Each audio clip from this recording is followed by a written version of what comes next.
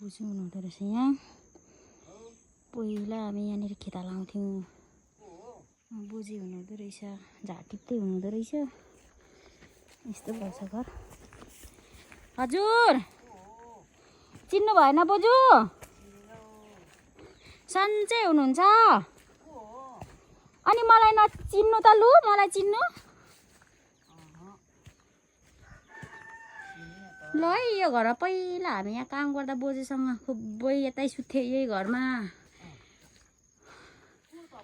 अनि यहाँ बोजू एक्लै हुनुहुँदो रहेछ। यतातिर पहिला जस्तै सब्जी बारी रहेछ। सुन्तलामा बोजू हुनुहुँदो रहेछ। को तपाईँ? अब बोजूले मलाई एकछिन चिन्नुहुन्छ कि चिन्नुहुन्न को भन्दै हुनुहुन्छ। म चाहिँ देखाउँदैछु। यहाँ तलतिर घर नयाँ बनाउनु भएछ। यता आलचार यस्तो रहेछ बगैँचा। कहाँ तपाईँ घर? अनि बोजू चाहिँ मलाई चिन्नुहुन्छ कि हुन्न है अझै पनि? अनि बुढाबुढी भयो अहिले त अब धेरै। स्वरमा चिन्नु है मलाई।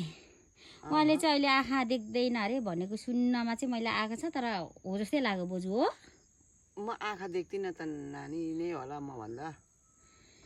बोजू अझै मलाई चिन्नु भएन? म मणि कला, दिल्लीरामको छोरी। ए मकै चिन्नु त थोतीहरू हो क्या अनारमा थोती यहाँ भटमास। ओ कताबाट आइपुगिस् त? म आएँ नि अब तपाईँहरूलाई सम्झिँदै यतैबाट झरेको। काठमाडौँबाट अहिले भर्खर आइपुग्दैछु नि बोजू। काठमाडौँबाट हिजो हिँडेको? के गर्नुभएको त चाहिँ? चाँडै पो आइपुग्यो त। झार गोरेको?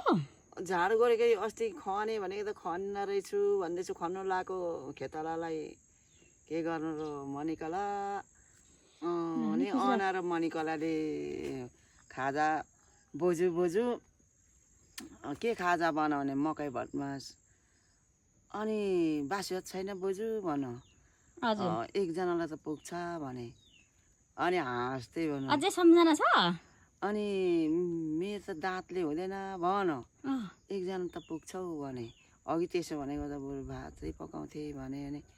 अनि फेरि म त होइन, मणिकला पनि त्यस्तै पो छ त, त्यसको पनि भन्छ। हामी दुईजना है? हँसाएर त्यसले। अनि हामी त पोखरीको छेत्री बाहुनीहरू खाजा खान जान्छ। मकै भटमास सुनेको ठुलो माने त अब चाहिँ गर्छौँ।